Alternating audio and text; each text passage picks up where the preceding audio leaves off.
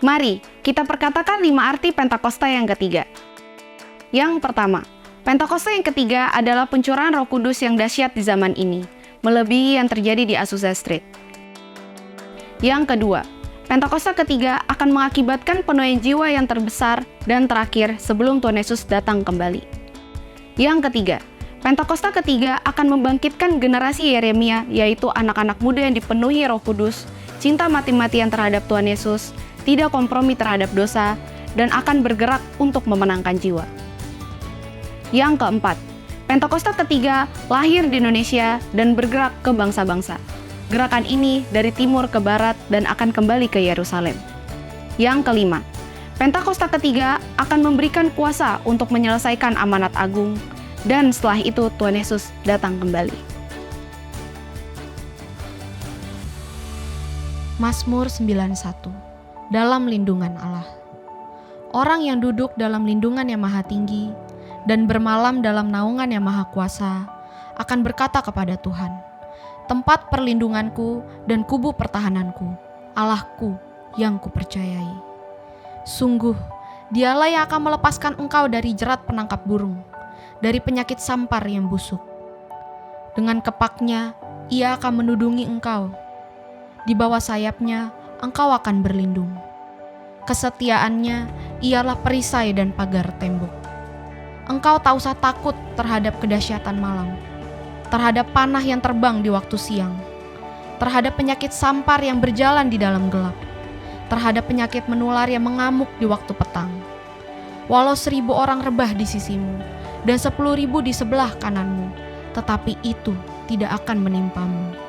Engkau hanya menontonnya dengan matamu sendiri, dan melihat pembalasan terhadap orang-orang fasik. Sebab Tuhan, ialah tempat perlindunganmu. Yang maha tinggi, telah kau buat tempat perteduhanmu. Malapetaka tidak akan menimpa kamu, dan tulah tidak akan mendekat kepada kemahmu. Sebab malaikat-malaikatnya akan diperintahkannya kepadamu untuk menjaga engkau di segala jalanmu. Mereka akan menatang engkau di atas tangannya, supaya kakimu jangan terantuk kepada batu. Singa dan ular tedung akan kau langkahi. Engkau akan menginjak anak singa dan ular naga. Sungguh, hatinya melekat kepadaku, maka aku akan meluputkannya. Aku akan membentenginya sebab ia mengenal namaku. Bila ia berseru kepadaku, aku akan menjawab. Aku akan menyertai dia dalam kesesakan. Aku akan meluputkannya dan memuliakannya. Dengan panjang umur akan kukenyangkan dia, dan akan kuperlihatkan kepadanya keselamatan daripadaku. Shalom saudara, sebagai insan Pentakosta, apakah kita sudah memiliki pemahaman yang benar tentang baptisan Roh Kudus? Dan mengapa kita perlu mengalami baptisan Roh Kudus? Dalam Voice of Pentecost kali ini, kita akan mempelajari bahwa baptisan Roh Kudus itu sangat penting. Baptisan Roh Kudus bukan saja sangat penting bagi pertumbuhan iman kita, tetapi juga sangat penting untuk menggenapi amanat agung Tuhan Yesus. Dalam pengakuan iman GBI disebutkan bahwa baptisan Roh Kudus adalah karunia Tuhan untuk semua orang yang telah disucikan hatinya.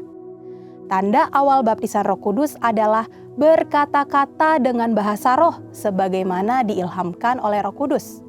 Baptisan Roh Kudus yang dimaksud adalah pengalaman dipenuhi oleh Roh Kudus setelah seseorang lahir baru atau menerima keselamatan seperti yang dialami oleh murid-murid Yesus. Berbahasa roh adalah tanda awal seseorang dibaptis Roh Kudus. Ini adalah pemberian dari Bapa kepada setiap orang percaya yang mau dan membuka hatinya. Sedikitnya ada 2 manfaat kita mengalami baptisan Roh Kudus dan berbahasa roh. Pertama, kita akan hidup semakin intim dengan Bapa dan menjadi kuat di dalam Dia. Berbahasa roh dapat membuat kita lebih intim dalam persekutuan dengan Bapa. Dalam Roma 8 ayat 26, Paulus berkata bahwa roh itu membantu kita di dalam kelemahan kita berdoa. Ketika kita berdoa dengan akal budi, mungkin ada hal-hal yang tidak terucap atau keluhan-keluhan yang tidak tersampaikan. Nah, berbahasa roh mengeluarkan keluhan-keluhan terdalam kepada Bapa secara langsung. Bukankah ini sebuah persekutuan yang indah?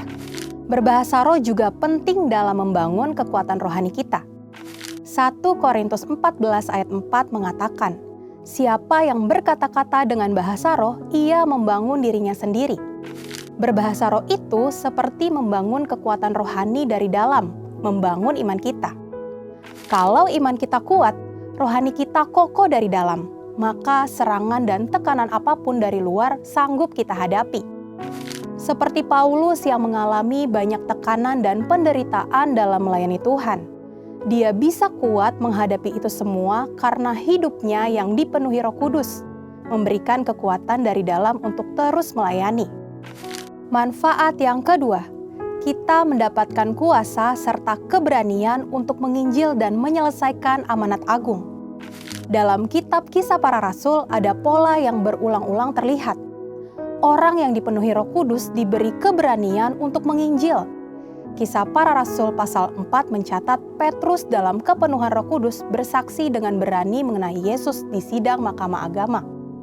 Sidang itu melihat keberanian Petrus dan Yohanes. Sesudah insiden di sidang itu, para murid berkumpul untuk berdoa dan dicatat mereka semua penuh dengan Roh Kudus, lalu mereka memberitakan firman Allah dengan berani. Wow! Para murid yang dipenuhi Roh Kudus bukan saja diberi kuasa untuk melakukan tanda dan mujizat, tetapi diberi keberanian untuk memberitakan firman Allah.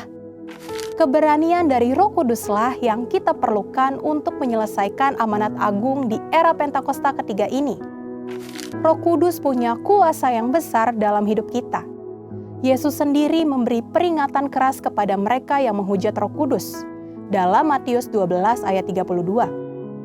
Kata menghujat di sini memiliki arti sempit dan arti luas. Dalam arti sempit, penghujat digambarkan sebagai mereka yang tidak percaya kepada kuasa Roh Kudus, sehingga di dalam hidupnya kerap merendahkan dengan kata-kata dan perbuatan. Arti luas dari menghujat adalah saat seseorang menolak karya Roh Kudus dalam hidupnya. Dia mungkin melihat tanda dan mujizat dilakukan, pemberitaan Injil diberikan, tetapi hatinya terus-menerus menolak suara Roh Kudus. Sampai pada akhir hidupnya dia menolak keselamatan dan tidak dapat diampuni lagi. Jangan sampai kita mendukakan Roh Kudus apalagi menghujatnya. Mungkin ada saudara yang bertanya, bagaimana caranya agar saya bisa dibaptis Roh Kudus dengan tanda awal berbahasa roh? Caranya adalah dengan meminta kepada Bapa di surga dalam nama Yesus. Yesus berkata, jika kamu yang jahat tahu memberi pemberian yang baik kepada anak-anakmu, apalagi Bapamu yang di sorga, Ia akan memberikan Roh Kudus kepada mereka yang meminta kepadanya. Jadi, pertanyaannya bukanlah haruskah kita dibaptis Roh Kudus, tetapi maukah kita dibaptis Roh Kudus? Mari, biarlah hidup kita dipenuhi Roh Kudus. Roh Kudus membuat kita intim dengan Bapa dan memberi kita keberanian untuk menyelesaikan amanat agung di era Pentakosta ketiga. Saudara, untuk penjelasan lebih lengkapnya dari tim teologi kami, silakan untuk buka link yang ada di atas atau scan QR Code yang tersedia. Tuhan Yesus memberkati.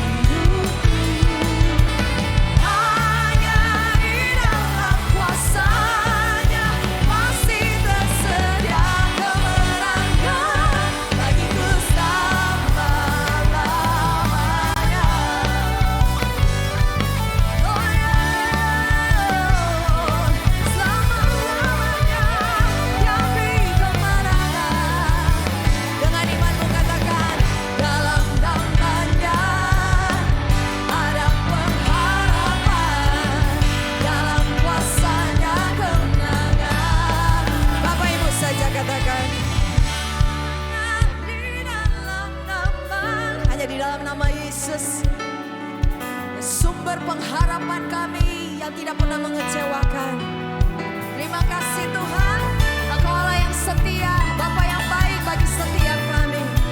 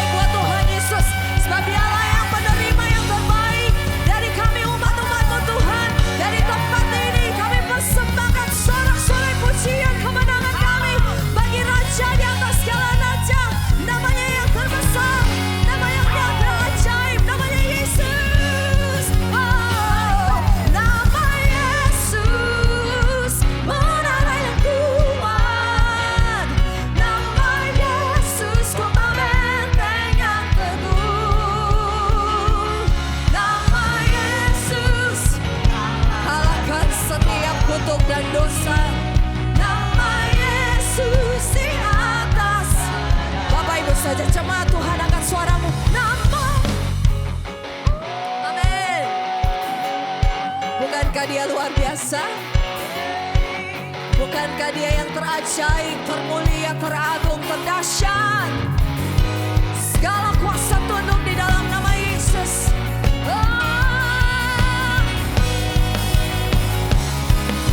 Hey, nama Yesus, mana yang kuat? Nama Yesus kota benteng. Nama Yesus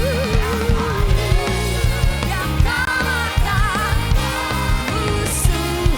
Nama Yesus di atas. Nama Yesus, nama Yesus di atas segalanya. Sekali lagi katakan, nama Yesus di atas segalanya.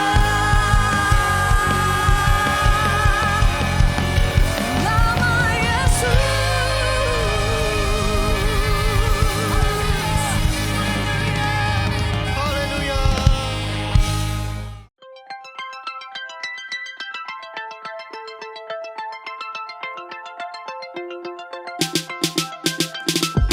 Jesus loves me, this I know. For the Bible tells me so. Little ones to Him belong. They are weak, but He is strong. Yes, Jesus loves me. Yes, Jesus loves me. Yes, Jesus loves me. The Bible tells me so. Jesus loves me. He who died, heaven's gate to open wide.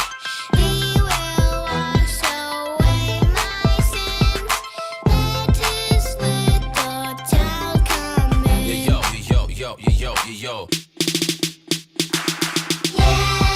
Jesus loves me.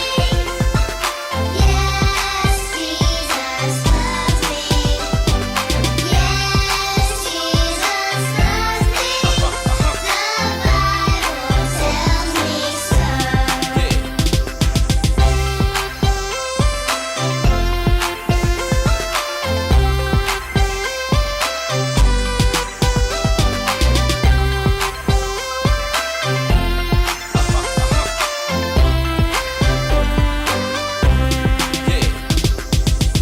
Yes, Jesus loves me. Yes, Jesus loves me. Yes, Jesus loves me. The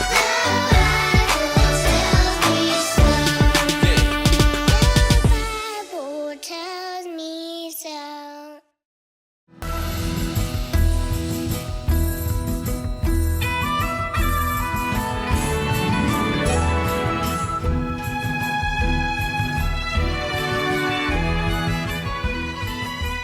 Boleh berikan tepuk tangan sekali lagi buat Tuhan Yesus. Lucu ya, lihat anak-anak sekolah minggu di Enak Kids tadi tampil. Bapak Ibu yang punya anak-anak mungkin seumuran seperti mereka, boleh minggu-minggu ke depan bawa supaya mereka boleh sama-sama beribadah di ibadah di Enak Kids. Amin. Boleh sekali lagi berikan tepuk tangan buat Tuhan Yesus yang baik. Haleluya. Mari siapkan hatimu untuk ditaburi benih firman Tuhan pagi siang hari ini.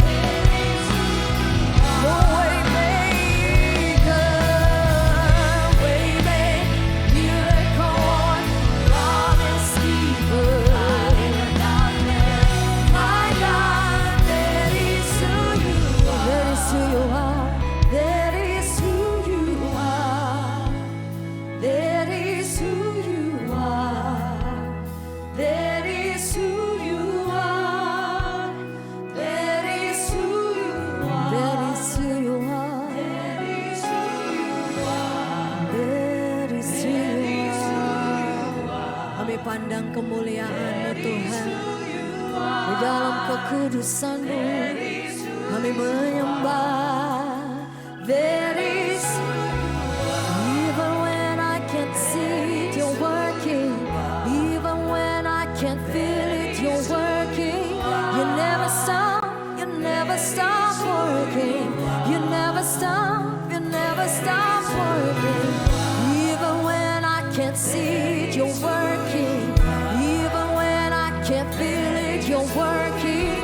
You never stop working. You never stop working. Even when I can't see it, You're working.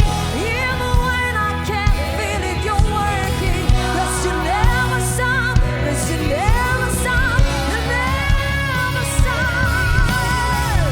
Even when I can't see it, even when I can't feel it, I know You are working for me. Even when I can't see it, Lord, even when I can't feel it, Lord, I know You are working. Even when I can't see it, Lord, even when I can't feel it, I know You are working for me. Waymaker, miracle worker, promise keeper. That is who You are, Lord. Waymaker, miracle worker, promise keeper. You are my God. You are my Lord. Waymaker, miracle worker, promise keeper. He is the light. Oh, come on, worship Him. Somebody else, sembah Tuhan. Oh, we bring our heart and worship You, Lord. We bring our praise. Oh, we lift our voice and sing to You, Lord. You are the waymaker. You are.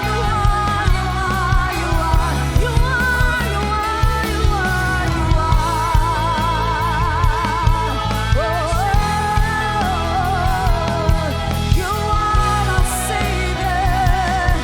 You are.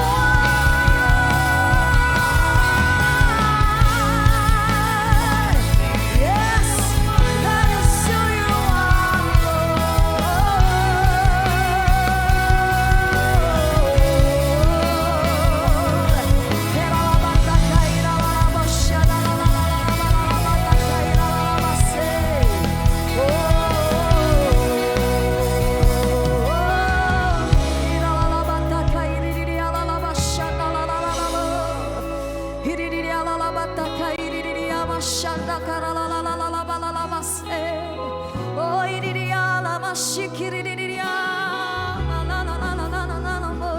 Mari saya undang kita bangkit berdiri. Angkat hatimu, pandang wajahnya. Dalam kemuliaan dan kekudusan-Mu, kami umat-Mu datang menyembah-Mu Tuhan. Oh, sebab Kau yang layak,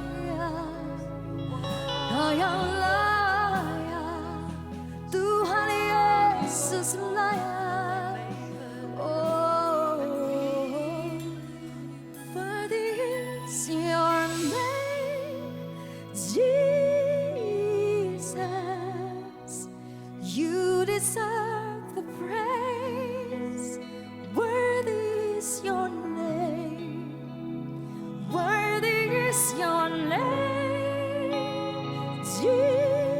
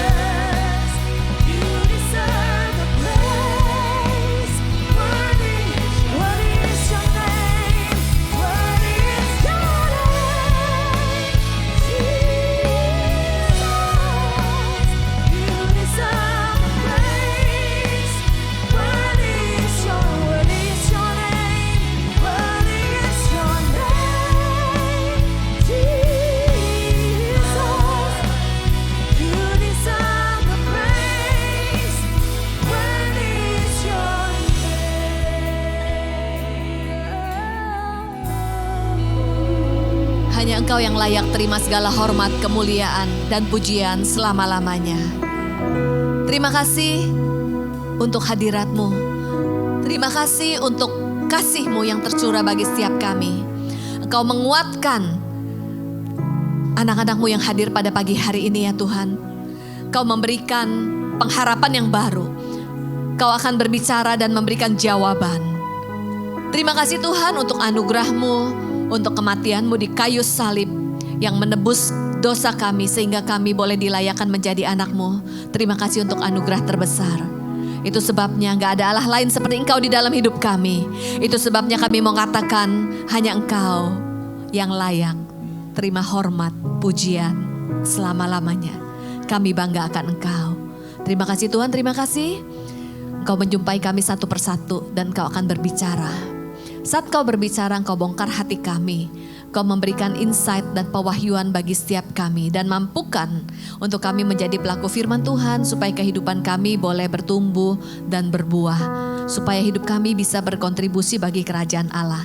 Tuhan urapi kami semuanya, urapi hamba-Mu yang akan menyampaikan kebenaran firman Tuhan. Segala kemuliaan hanya bagi nama-Mu, dalam nama Yesus kami berdoa dan mengucap syukur. Mari kita semua yang siap menyambut firman Tuhan, kita bersama-sama katakan amin. Kita beri kemuliaan bagi Tuhan. Saya persilakan Bapak Ibu Saudara boleh duduk. Terima kasih untuk tim yang melayani. Shalom, selamat pagi menjelang siang. Saya boleh melihat tangan-tangan yang bersuka cita. Amin. Saya bersyukur ada bersama dengan Bapak Ibu Saudara pada pagi hari ini. Saya juga mengucapkan terima kasih untuk GBI Puri Indah, untuk Bapak dan Ibu Gembala, Pastor Samuel dan Ibu, dan juga untuk GBI House of Blessing, untuk tim kepemimpinan pengerja yang mempercayakan saya untuk saya boleh sharing dan berbagi. Salam kenal untuk yang baru pertama kali kenal, nama saya Iliana Widodo, saya tinggal di Lipo Karawaci, Tangerang.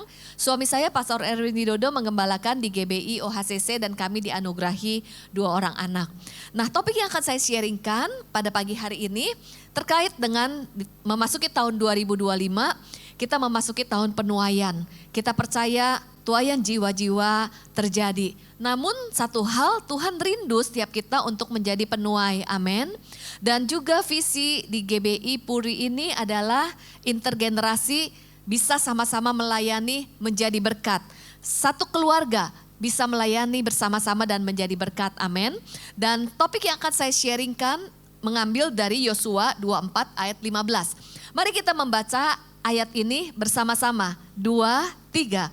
Tetapi aku dan seisi rumahku, kami akan beribadah kepada Tuhan. Ini adalah pesan Yosua kepada bangsa Israel. Dan kita lihat pesan ini disampaikan di pasal yang ke-24. Menjelang akhir hidup Yosua. Artinya ini adalah sebuah amanat, sebuah pesan penting. Yosua mengajak bangsa Israel, yuk marilah seisi rumah dalam keluarga sama-sama melayani Tuhan, meneladani Yosua. Kita akan belajar prinsip-prinsip dari perjalanan kehidupan Yosua yang diambil dari kata rumah, yaitu house. Apa saja yang akan kita lihat satu demi satu. House berbicara mengenai heart, ourselves, unity, serve, and endurance. Yuk kita lihat yang pertama, heart. Saya mengajak kita melihat di Yosua 24 ayat 14. Pesan pertama mengenai hati kita. Di dalam Yosua 24 ayat 14 menuliskan, oleh sebab itu takutlah akan Tuhan dan beribadalah kepadanya dengan tulus ikhlas dan setia. Jauhkanlah Allah yang kepadanya nenek moyangmu telah beribadah di seberang sungai Efrat dan di Mesir dan beribadahlah kepada Tuhan. Pesan pertama dikatakan takutlah akan Tuhan, tapi saya garis bawahi di sini dikatakan jauhkanlah Allah dan beribadahlah kepada Tuhan. Pesan ini terkait dengan perintah Tuhan yang pertama di dalam kehidupan kita. Jangan ada Allah lain di dalam hidup kita. Makanya di perintah Tuhan yang pertama dari 10 perintah Allah dikatakan jangan ada Allah lain dan jangan ada berhala di dalam hidup. Kenapa pesan Tuhan yang pertama berbicara tentang berhala? Ketahuilah bahwa kita sebagai manusia secara naturnya kita diciptakan sebagai penyembah. Amin. Jadi kita diciptakan sebagai seorang penyembah. Sehingga di dalam kehidupan kita pasti menyembah. Pertanyaannya bukanlah apakah kita menyembah atau tidak. Kita pasti menyembah. Namun pertanyaannya, siapakah yang kita sembah? Apakah yang kita sembah adalah Tuhan? Seringkali orang Kristen banyak banget ke gereja, lalu memuji dan menyembah Tuhan. Bibir mulutnya menyembah Tuhan, tapi ternyata hatinya menyembah ilah-ilah lain. Tanpa sadar kita memiliki berhala di dalam kehidupan. Itu sebabnya John Calvin menuliskan bahwa hati manusia adalah pabrik penyembahan berhala. Kita diciptakan yang seharusnya menyembah Tuhan, tanpa sadar hati kita menyembah ilah-ilah lain. Itu sebabnya Yosua menuliskan jangan ada ilah lain di dalam hidup kita. Nah, berhala itu seperti apa sih? Mungkin kita berpikir berhala itu kita menyembah patung atau menyembah pohon. Tetapi definisi berhala, John Piper menuliskan bahwa berhala dalam hidup kita adalah apa yang kita kejar, apa yang kita inginkan, apa yang kita nikmati, apa yang kita fokuskan dalam hidup lebih dari Tuhan. Itu adalah definisi berhala di dalam hidup kita. Dan berhala itu bukan cuman sesuatu yang kita kejar yang negatif. Bisa jadi hal-hal yang positif, kelihatannya positif dalam hidup kita. Namun itu menjadi berhala di dalam hidup. Contohnya apa saja? Kita lihat di sini Timothy Keller menuliskan. Hati manusia adalah pabrik penyembahan berhala. Dan berhala dalam hidup kita yang bisa menempatkan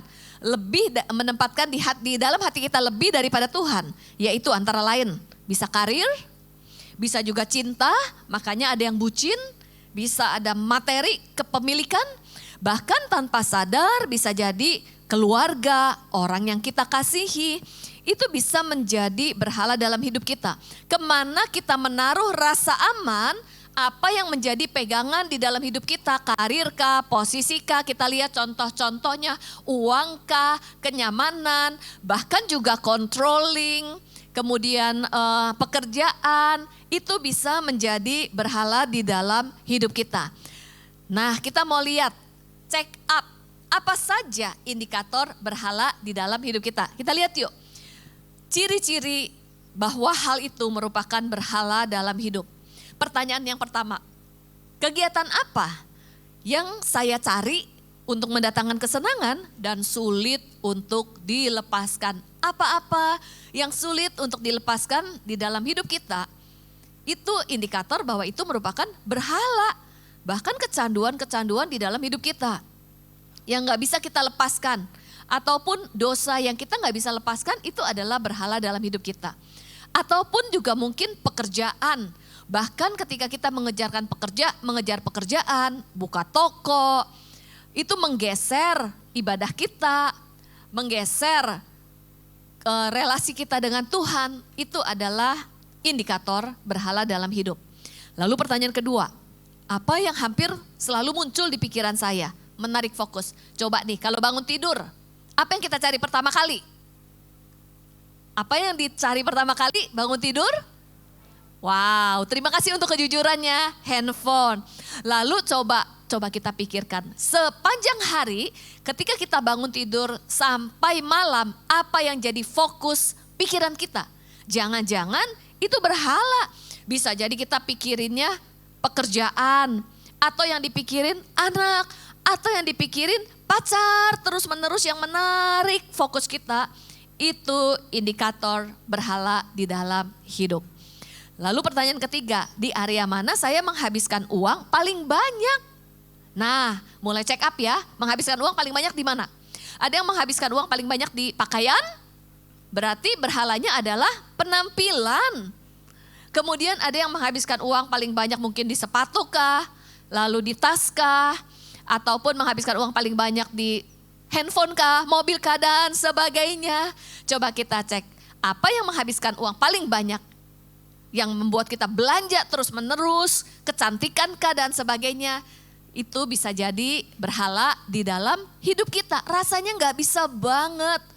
Sekali lagi, berhala itu bukan sesuatu yang buruk. Contoh nih, ada seorang anak muda terikat kepada narkoba. Susah banget lepas dengan narkobanya. Suatu hari anak muda ini pria ketemu pacar. Setelah pacaran, narkobanya lepas. Wah, semua orang memuji pacarnya. Gara-gara pacarnya ini luar biasa, maka narkobanya lepas. Sebenarnya bukan karena pacarnya yang membebaskan dia dari narkoba. Anak muda ini hanya memindahkan berhalanya yang tadinya pada narkoba, lalu memindahkan berhalanya kepada si pacar. Lalu menikahlah mereka. Setelah menikah, di dalam keluarga pasti ada gesekan dan konflik, setuju?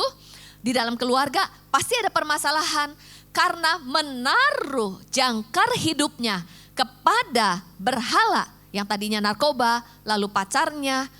Kemudian ketika terjadi permasalahan, mulai merasa kesepian, mulailah mencari hal dari eksternal, dia mengalihkan berhalanya ke hal yang lain.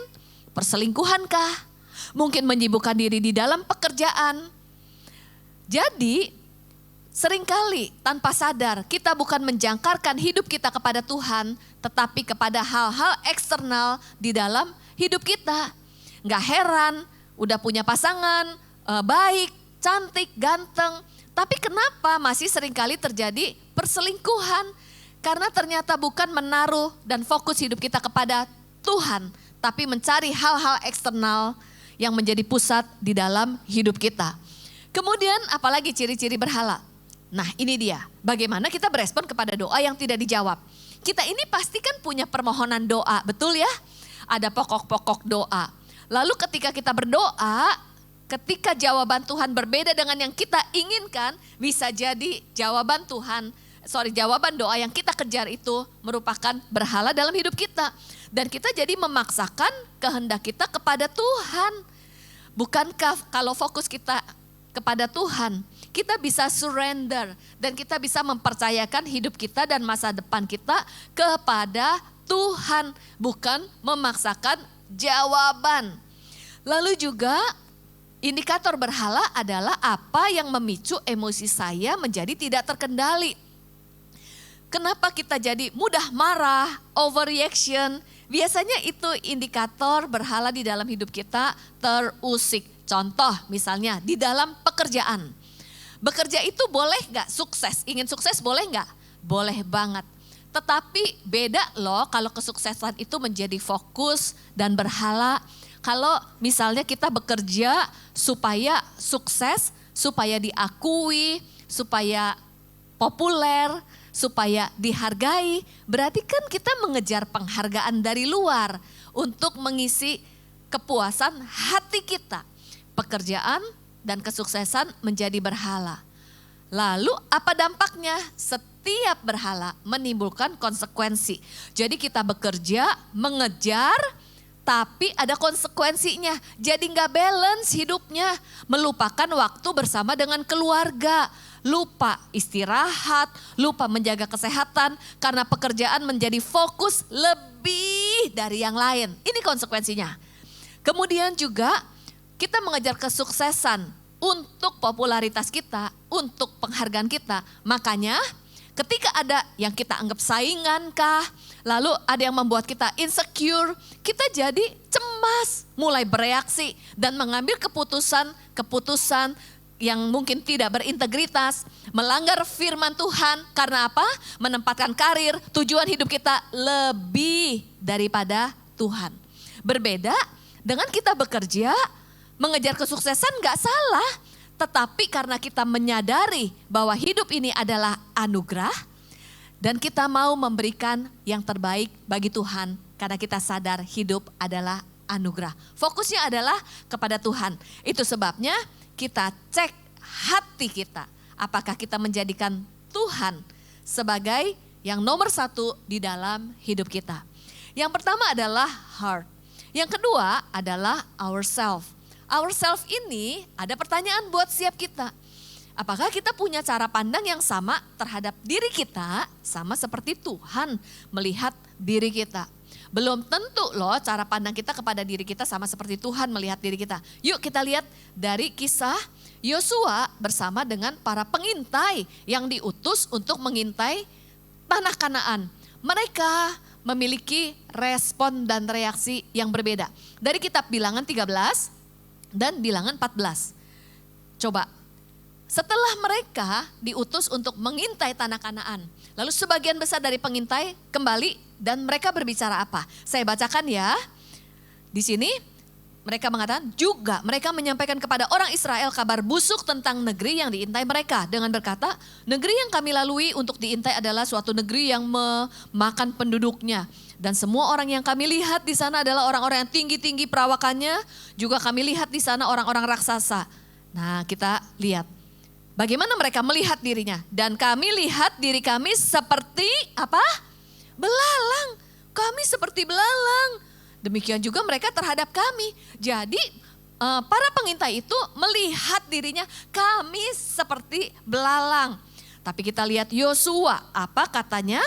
Saya bacakan, tetapi Yosua bin Nun, Kaleb bin Yefun yang termasuk orang-orang yang telah mengintai negeri itu mengoyakkan pakaiannya dan berkata kepada segenap umat Israel, negeri yang kami lalui untuk diintai itu adalah luar biasa baiknya. Jika Tuhan berkenan kepada kita, maka ia akan membawa kita masuk ke negeri itu dan akan memberikannya kepada kita suatu negeri yang berlimpah susu dan madunya.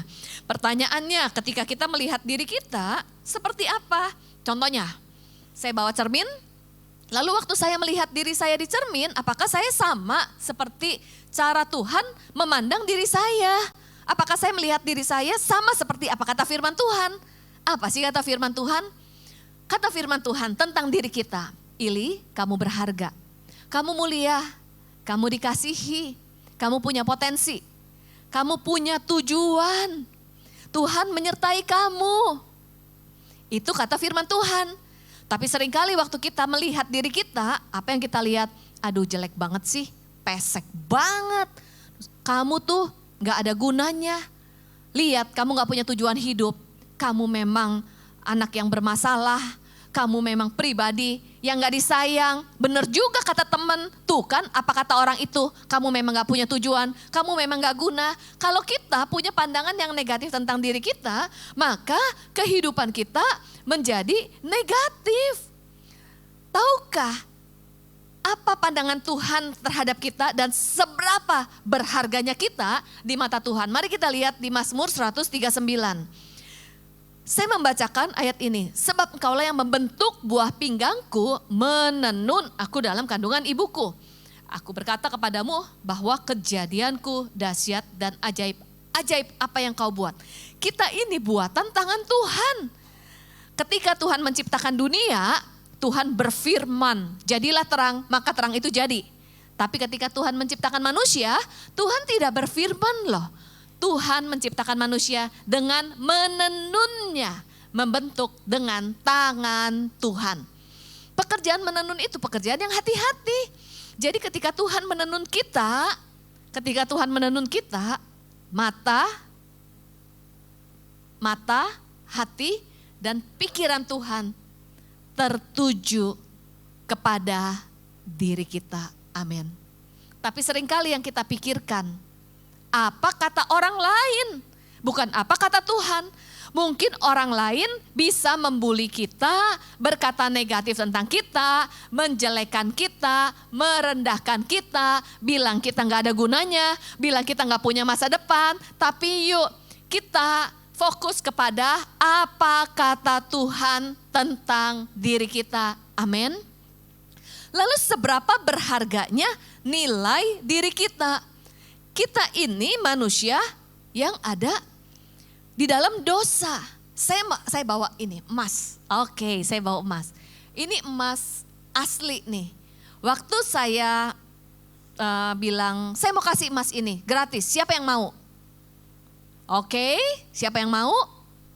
Oke, sekarang saya tanya, kalau emas ini ada di got atau comberan, bau, banyak kotoran, banyak binatang, siapa yang masih mau emas ini?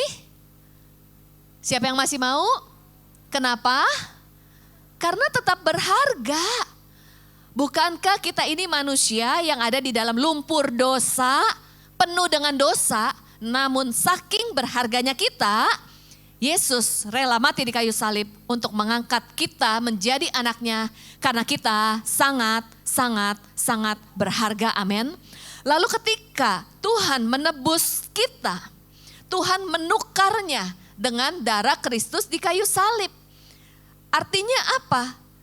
Tuhan menukar kita bukan dengan ciptaannya. Artinya kita itu jauh lebih berharga dari apapun yang ada di dunia ini. Kita jauh lebih berharga dari alam semesta. Harga diri kita senilai dengan darah Kristus. Yang setuju kita berikan kemuliaan buat Tuhan yuk. Kalau kita sadar hidup kita berharga, kita pasti tidak akan mengisi hidup kita dengan perkara yang sia-sia. Kalau kita sadar kita berharga dan dikasihi, kesadaran akan dikasihi, itu akan memotivasi kita untuk kita mempersembahkan hidup kita bagi Dia yang sudah mati buat setiap kita, karena kita sadar hidup kita adalah anugerah. Amin. Ourself. Kemudian berikutnya, bagaimana kita bisa melayani bersama-sama dalam satu keluarga adalah dengan unity. Makanya firman Tuhan di sini menuliskan, aku dan seisi rumahku, kami akan beribadah kepada Tuhan. Tuhan mau kita unity, membangun keluarga kita, membangun rumah tangga kita. Namun kalau kita lihat di Amsal 14 ayat 1 menuliskan, ada orang bijak yang mendirikan membangun rumahnya, tapi ada orang bodoh yang meruntuhkan dengan tangannya sendiri. Bagaimana kita meruntuhkan rumah tangga dan keluarga kita? Yaitu dengan apa? Tidak unity. Artinya sering konflik. Konflik terus menerus berulang-ulang. Oke, padahal ya menurut survei, rumah itu keintiman, next yang berikutnya ya. Rumah itu sebenarnya adalah benteng melawan stres di dalam keluarga. Kita ini di dalam kehidupan bisa menghadapi badai.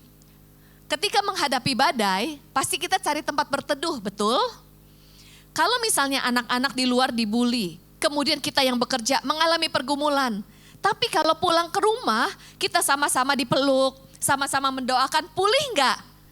Pulih. Kita di recharge lagi. Keintiman dalam keluarga itu adalah benteng untuk memulihkan dari stres.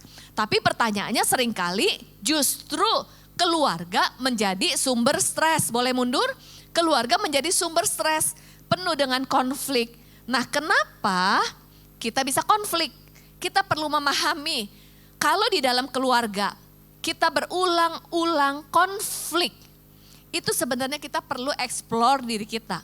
Jangan-jangan kita membawa bagasi luka dari masa lalu yang belum diproses.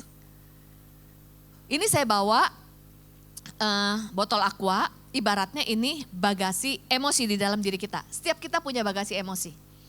Nah, kita ini dari kecil bertumbuh dan besar di dalam sebuah keluarga, betul? Kemudian kita bertumbuh dalam keluarga, dan tidak ada keluarga yang sempurna. Kita bisa mungkin mengalami keterlukaan ketika kita dibesarkan di dalam sebuah keluarga karena orang tua kita memang orang tua yang gak sempurna, jadi bisa melakukan kesalahan. Padahal mereka melakukan yang terbaik, tapi caranya versi mereka. Lalu kita sebagai anak terluka. Lalu juga ada seorang anak yang mungkin orang tuanya bertengkar atau berpisah. Kemudian kita sebagai seorang anak jadi terluka. Mungkin kita pernah dibully, mengalami pengalaman-pengalaman negatif di dalam hidup.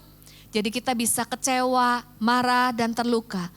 Kecewa, marah, terluka, sedih bukanlah hal yang salah karena kita punya perasaan. Tetapi kecewa, kemarahan, luka yang tidak diproses, kemudian itu menumpuk di hati kita menjadi sebuah bagasi emosi.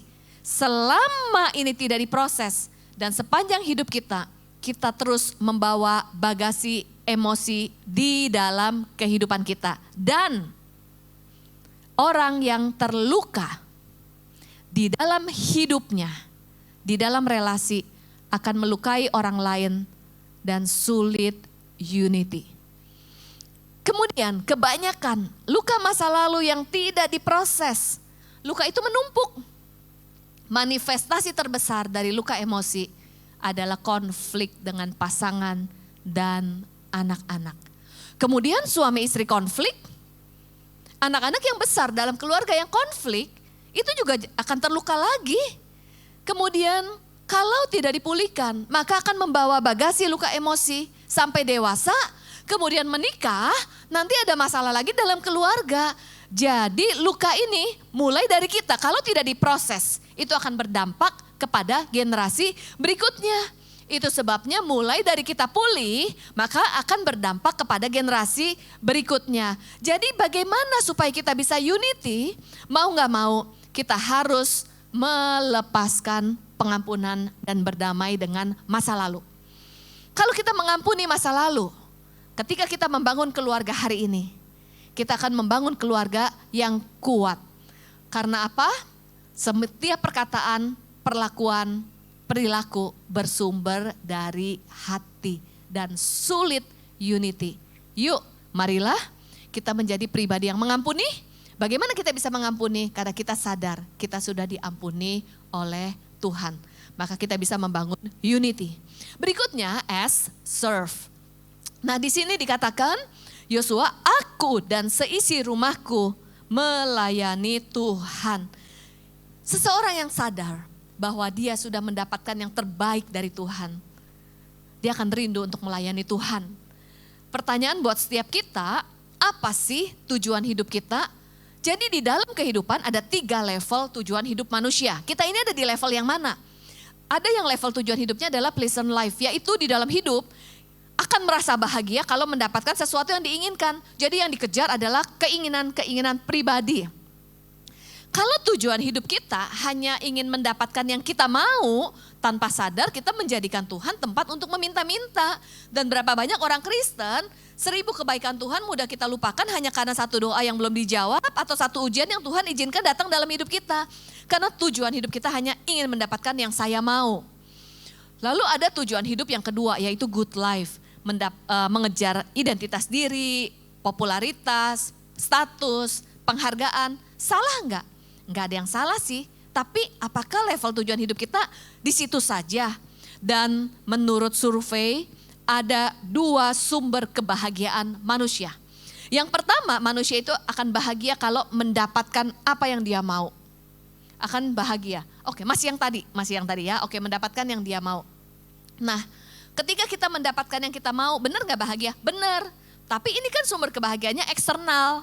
Lalu kebahagiaan eksternal itu sementara.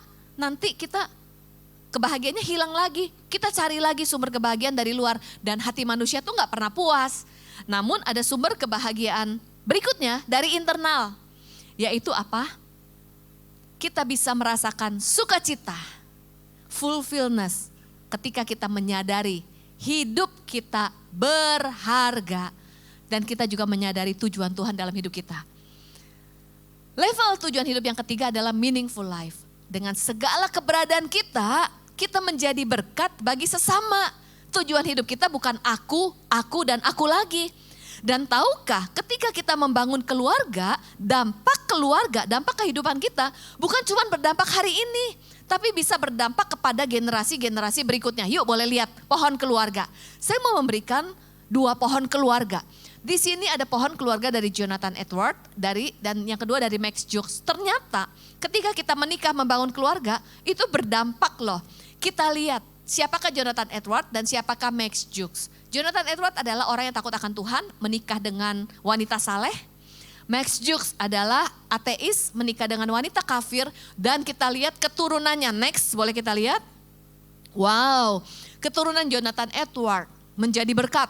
Ada yang menjadi pengacara, hakim, misionaris, hamba Tuhan. Keturunan Jonathan Edwards menjadi sampah masyarakat, kemudian juga narapidana, menjadi pekerja wanita malam. Nah dari sini kita melihat bahwa di Mazmur menuliskan angkatan atau generasi orang benar akan menjadi generasi yang tangguh. Itu sebabnya yuk kalau mulai dari kita pulih, mulai dari kita bangkit. Enggak cuma untuk diri dan keluarga kita, tapi akan berdampak kepada generasi yang setuju kita berikan kemuliaan bagi Tuhan. Dan untuk yang belum menikah, Ketika kita membangun keluarga, itu pasti akan berdampak. Pernikahan dan keluarga seperti apa yang mau kita bangun, itulah yang menentukan kita mau menikah dengan pasangan yang seperti apa. Milikilah visi dan tujuan hidup di dalam Tuhan, bukan hanya fokus kepada diri kita sendiri. Amin. Dan yang terakhir pesan dari Yosua yaitu endurance. Kita lihat di sini ayatnya, video boleh disiapin ya. Endurance itu di Yosua 1 ayat 2 sampai 9. Di sini dikatakan berkali-kali, kuatkan dan teguhkan hatimu. Jangan kecut dan jangan tawar hati. Tetapi pesan ini diberikan di pasal Yosua yang pertama. Pesan buat bangsa Israel ketika bangsa Israel mau memasuki tanah Kanaan. Kenapa pesan ini di awal diberikan? Karena Yosua memberi pesan ketika menjalani kehidupan pasti akan menghadapi tantangan, hambatan, cobaan, rintangan, problem dan sebagainya. Ini juga pesan buat setiap kita. Selama kita menjalani kehidupan kekristenan mengikuti Tuhan, kita mau gak mau pasti akan menghadapi tantangan, hambatan, cobaan, dan sebagainya. Tapi Tuhan sudah tetapkan kita menjadi seorang pemenang. Pemenang dalam bahasa aslinya adalah hupernikao, bukan berarti orang yang tidak menghadapi masalah, bukan berarti orang yang gak pernah jatuh, tapi seorang pemenang. Kalau pernah salah, belajar dan mencoba lagi. Kalau pernah gagal, mencoba lagi, gagal 10 kali, coba lagi 10 kali, jatuh 10 kali, bangkit lagi 10 kali. Bahkan ada janji Tuhan, kalaupun kita jatuh, tidak pernah tergeletak karena ada tangan Tuhan yang menopang setiap kehidupan kita. Itu sebabnya jangan menyerah. Bilang kiri kanan, jangan menyerah. Tantangan dan ujian akan membawa kita naik level. Marilah kita memiliki ketekunan. Pada saat kita tekun, fokus kita kepada siapa? Kita memandang salib Tuhan di dalam hidup kita. Sebelum berdoa, saya mengajak kita menonton sebuah video yang akan mengingatkan kita akan anugerahnya dalam hidup kita. Yuk kita tonton sama-sama ya. Film ini menceritakan kisah seorang ayah yang memiliki seorang anak laki-laki satu-satunya yang dikasihi.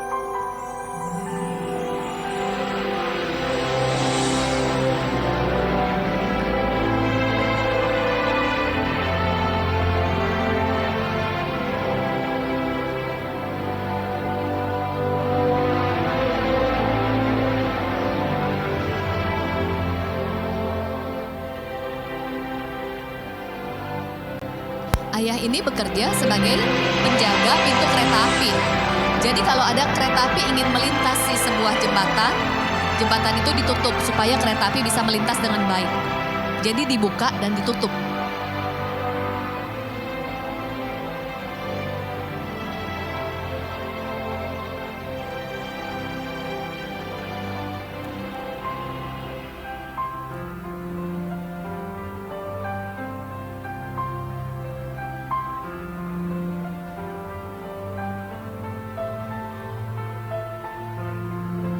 Di dalam kereta api ini ada orang yang gak punya tujuan, mungkin merasa gak punya harapan hidup di dalam dosa, kecanduan.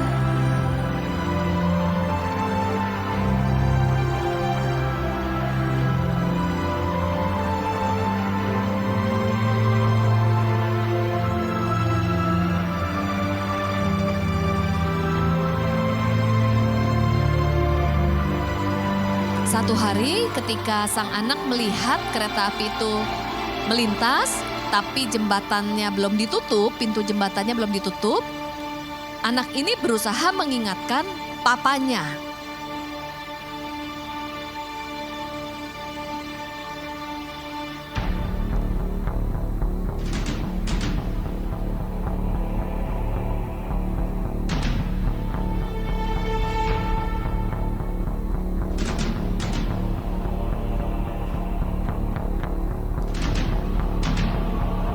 Dan si anak gak cuma mengingatkan papanya, tapi berusaha membantu papanya untuk menutup pintu kereta api itu. Namun terjatuh dan terjepit di antara mesin-mesin tersebut. Dan sang ayah menghadapi dilema. Apakah akan menutup pintu kereta api itu, tapi nanti anaknya akan meninggal karena terjepit mesin. Atau menolong anaknya membiarkan pintu kereta api itu terbuka, tapi kereta itu akan mengalami kecelakaan dan semua penumpang akan tewas. Pilihan apa yang diambil oleh sang ayah?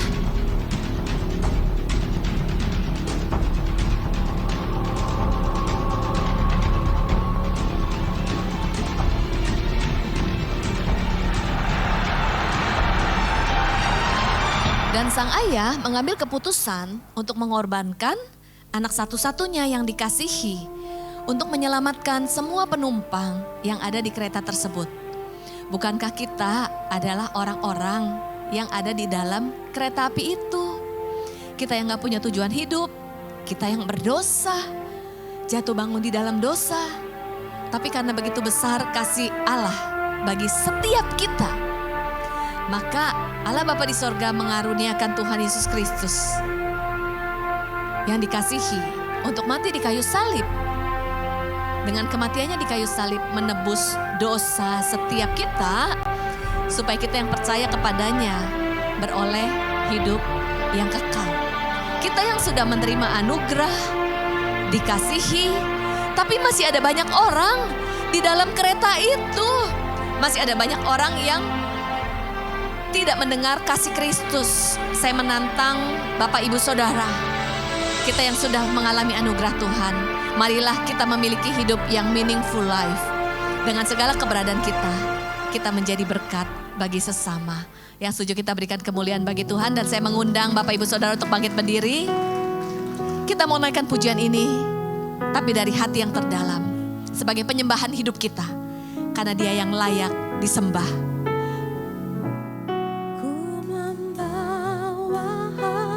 Mari kita bawa hati kita.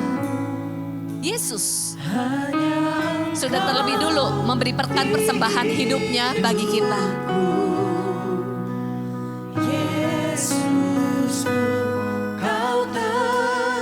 Hanya Dia yang terindah dalam hidup kita. Dia yang layak terima segala penyembahan dan persembahan.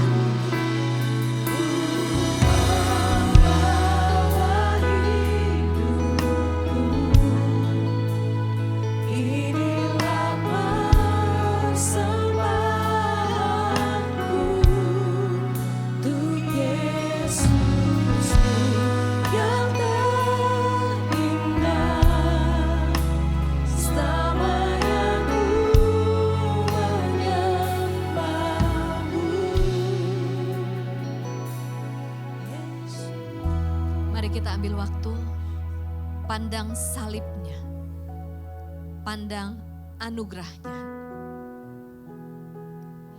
Bagaimanapun keadaan saudara pada hari ini, kau sedang bergumul, jatuh bangun, merasa gak layak, punya masa lalu yang buruk, sadarilah Tuhan tetap mengasihi.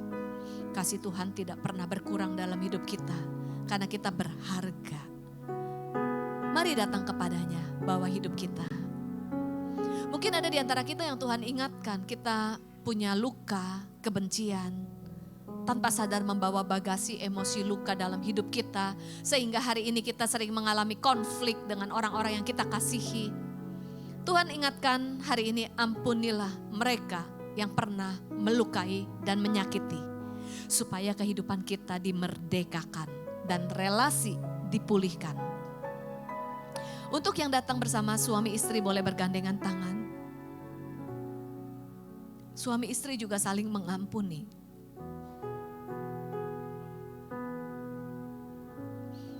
Saya juga menantang Bapak Ibu Saudara, biarlah hari ini membangun komitmen yang baru.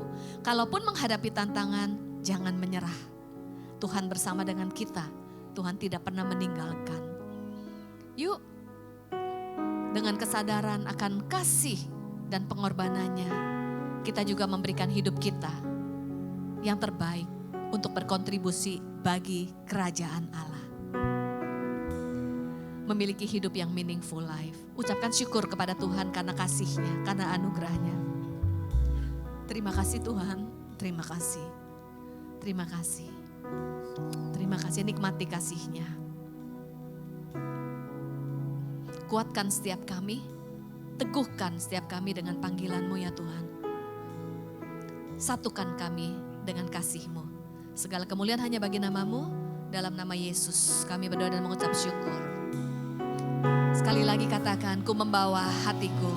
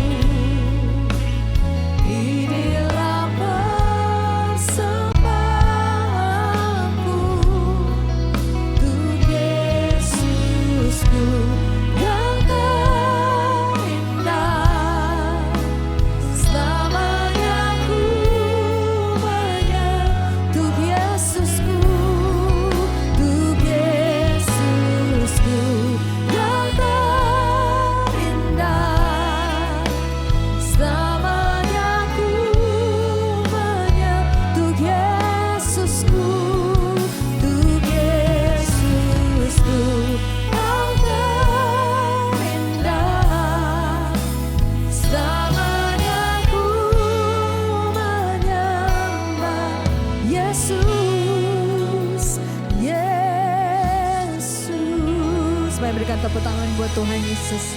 Silakan duduk kembali Bapak Ibu.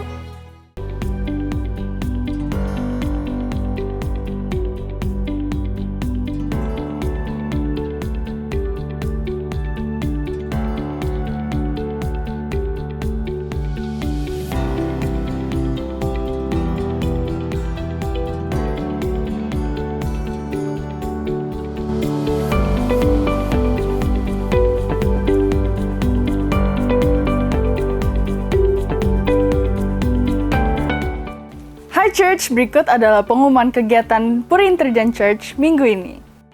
Mari bersama-sama beribadah dan mengalami hadirat Tuhan dalam kesatuan generasi di ibadah Intergen kolektif bersama GBI Modern Land Selasa 10 Juni 2025 jam 7 malam di ruangan Revival Gedung House of Blessing.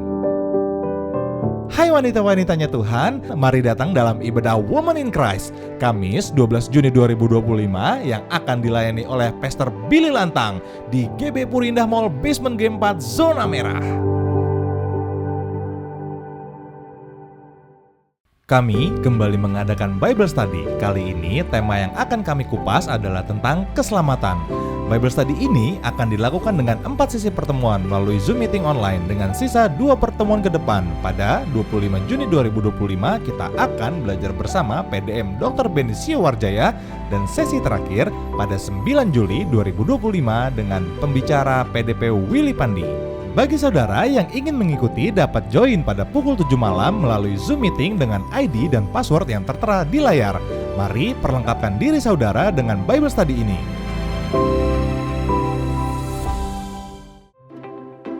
Hello Parents, DNA Kids Puri Intergen Church bekerja sama dengan Lembaga Alkitab Indonesia mengundang anak-anak saudara untuk mengikuti sekolah Injil liburan tanggal 27 dan 28 Juni 2025. Kegiatan ini penuh dengan hal seru dan membangun iman anak.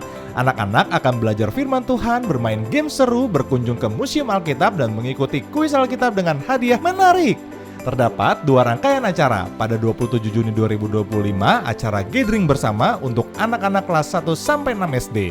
Dan untuk 28 Juni 2025, kunjungan ke Museum Alkitab khusus untuk anak-anak kelas 3 sampai 6 SD dengan biaya kunjungan Rp50.000. Hubungi Kak Ardian di 0856 1187 859 atau scan QR Code yang tersedia di layar. Tunggu apa lagi? Segera daftarkan anak-anak Anda dan jadikan liburan mereka penuh makna.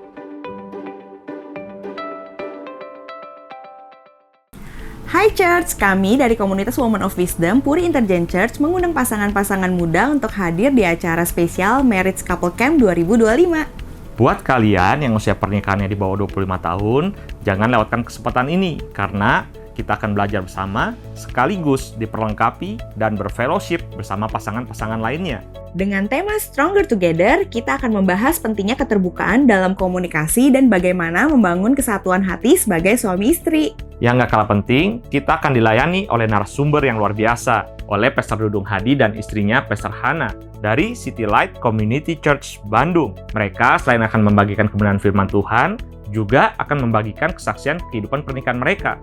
Sehingga kita semua yang hadir, boleh pernikahannya semakin berpusat kepada Kristus. Kami percaya setiap couple akan mendapatkan kekuatan baru untuk menghadapi tantangan pernikahan dan membangun keluarga yang kokoh di dalam kasih Tuhan. Acara ini akan berlangsung pada hari Sabtu 28 Juni 2025 pada pukul 9 pagi sampai pukul 3 sore di gedung House of Blessing. Daftarkan segera dirimu dan pasanganmu, hubungi kontak person di bawah ini atau langsung ke infodesk setelah ibadah ini selesai. See you di Marriage Couple Camp 2025. Stronger Together.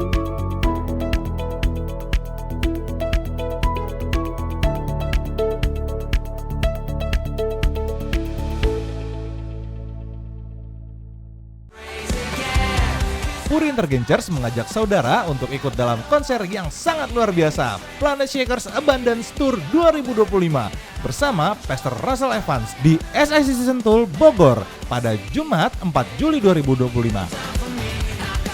Puri Intergencers menyediakan bus dari House of Blessing untuk keberangkatan bersama.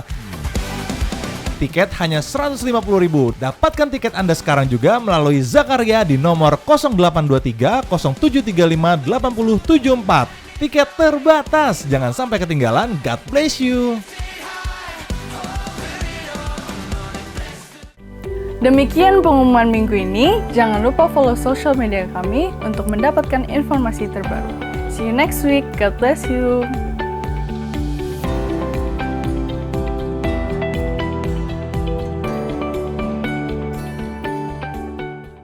Baik, saya ajak Bapak Ibu bangkit berdiri, kita tutup dalam doa berkat.